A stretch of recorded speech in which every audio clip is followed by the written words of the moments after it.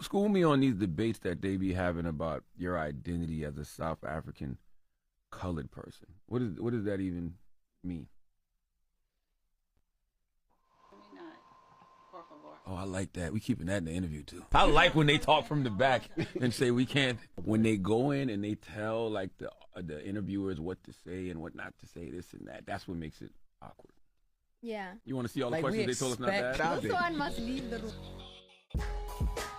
According to Wikipedia, Tyla Laura Cethel was born January 30th, 2002, in Edenvale, Gauteng, to a, and I quote, a colored family with Indian, Indo-Mauritian, Zulu, and Irish ancestry.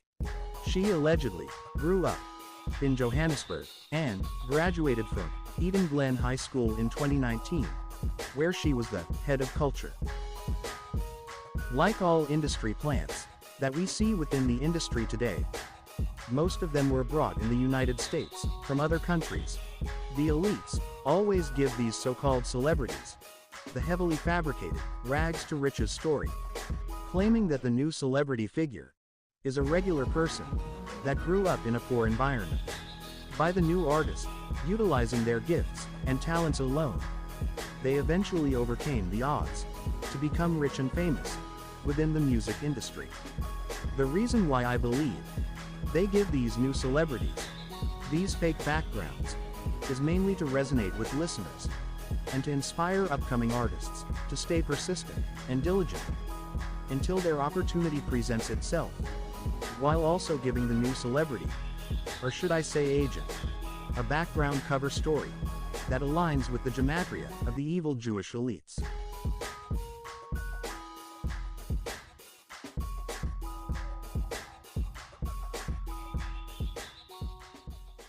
Well, let me tell you a story about a girl and a boy. In the last clip, we saw young Tyla singing one of Justin Bieber's songs, called Fall. In the same clip, we see that the year next to Justin Bieber's song is 2013. I think this was a clear and intentional signal from the Illuminati, or should I say, the Masonic Brotherhood. If you do a Google search on Justin Bieber's song, Fall, it would show that the release date for that song was in 2012, not 2013, as shown here in the Tyla video. By the elites using the number 13 for Tyla's video, when the original song was released in 2012, was not a mistake. It was intentionally placed there to show who's really behind her success.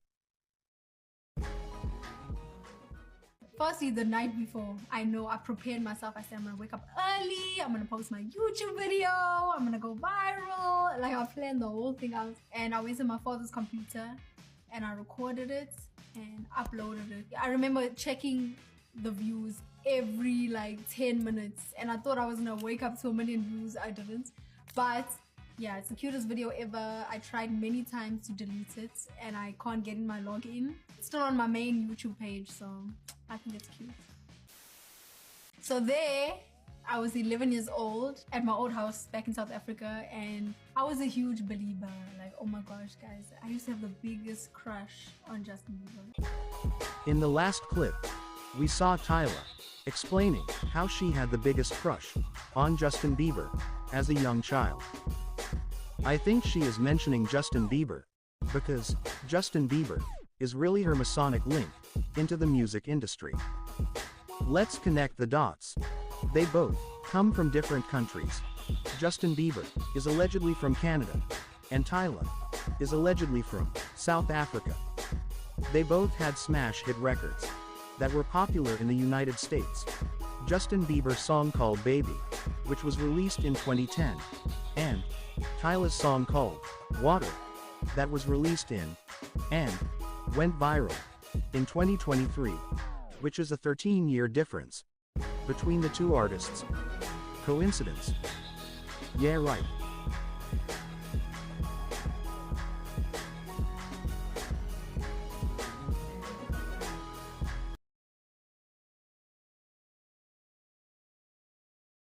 Do you have an album or an artist that really did it for you? I always say Rihanna. Always. Just the fact that she came from somewhere outside of America and was able to do what she did, like, I will always respect and look up to her for that. Have you met her yet? Not yet. Hey, I'm nervous, but hopefully one day. As you can clearly see, Tyla is being set up to follow in Rihanna's footsteps. Let's connect some more dots again. Again, they both come from different countries. They both had smash hit records that became extremely popular within the United States.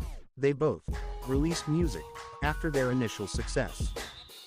The only difference is, one of them is already solidified within the music industry, that artist being Rihanna, and the other artist being Tyla, who is strategically using Rihanna's name to get further recognition, which is a strategic tactic that they have always used to get the unknown entity to be mentioned with a well-known celebrity for obvious reasons.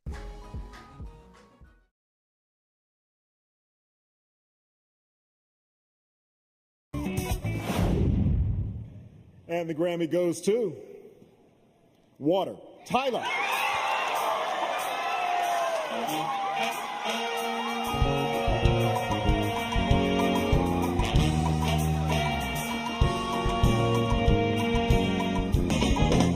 Oh my, what the heck? What? Oh my gosh, guys, this is crazy. Like, I never thought I'd say I won a Grammy at 22 years old. Guys, like, if you don't know me, my name is Tyla, I'm from South Africa. And last year, God decided to change my whole life. So thank you so much to God. Thank you to my team, my family. I know my mother's crying somewhere in here. Thank you to the Recording Academy for this category. It's so important. And I know I'm forgetting some things, but I won a Grammy! Thank you. Tyla wins a Grammy Award within her first year of being in the music industry, which is not unusual, considering the fact that other artists didn't win their first Grammy Award until their 12th year within the music industry. That artist being Chris Brown. Honestly, it doesn't make any sense to let these prestigious awards be determined by other artists, producers, songwriters, basically, members of the industry. For instance, why would an artist vote for another artist when they both have songs within the same category? Why not let the people decide? Listen, as Chris Brown explains his past experiences with the Grammys. Chris, how many Grammys you got now? I only got one, man, honestly. Really? You know, Only one? It's only one. And I mean, that's still something. No, it's still something, but I just feel like the Grammys is fucking bullshit, bro. Right, bro. What it is you have these people that don't even know music. Some people that's voting that don't know music. True. You know, you have some artists that had an album out 10 years ago that's nominated in the same category. Sometimes you be like, what? What are you doing? True. Like, True. That's a cool nigga right there. Super talented too. He just won a Grammy. I know the industry been hard on him, but it don't even matter. See, like shit, like a nigga like Chris Brown can fuck around and you can't cancel a nigga like that because the nigga selling out stadiums in fucking Africa. In the last clips, we saw Chris Brown voice his opinions about the Grammys, saying it was bullshit. And we saw DDG honoring Chris Brown for winning his first Grammy after 12 years within the music industry. According to the rules of the Grammys, Chris Brown's peers didn't vote for his music to win, even though his music was extremely popular worldwide, to the point where he was selling out stadiums in Africa. I don't believe that other artists' vote is what determines who wins these awards. I believe that the evil Jewish elites are the real villains who control these award shows. You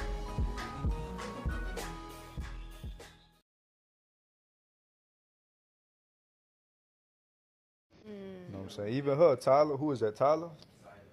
Yeah. She is definitely an industry they been plant. I saying don't that, care though. what nobody says. That girl is an industry plant. They been saying like, that, come though. on now. She's very attractive to the eye and all of that, and she could sing. I guess I never heard her sing like vocally live or acapella. I don't know without all that audio. Take her to Tiny Desk. Like she is definitely an industry plant, 100%, bro. Like it's easy. You know how you spot an industry plant before you play the video? This is how you spot an industry plant. If their first song is a fucking hit, you know what I'm saying, and they continue their career after that. But if their first song is a hit and they disappeared, they're not an industry plant. They just had a good song and didn't want to be a part of the industry, and they made their millions and disappeared. You see it all the time. Yeah. But if people have a hit and they continue I their ain't gonna career lie, like she that, got a whole album that's a hit. You And she an already industry won a plant. You an industry Grammy. plant. This girl She won a haven't Grammy. Because I'm always right at the end of the day when it comes to this stuff. Every time. She's an industry plant. It's common. You came from nowhere. Your little short. No. Girl. No. No. She does seem as when they You just came from anywhere. And so is the other girl. Give me sweat. Whatever. Make me not holler. Tyla. Come on, that sounds like just a little bitty girl who just they wrote some songs for and damn, not Tyla. Plants. Give her, watch this. What's this? March, February next year, Cold-Blooded Freak. Damn. Turned all the way out. Watch. One song gave you a Grammy, but you got people like Angie Stone that been around since I was 10 years old being a rapper, never got one. Hey. What would you say is the biggest misconception about you? That I literally came out of nowhere and I'm an industry plant. It's like, what the heck? I'm a whole plant. Imagine. People don't know how hard I've worked and how hard my team has worked to get here. But I mean, everyone's gonna get that comes up from a social media viral moment. So it's understandable, but one day we'll tell the story for real.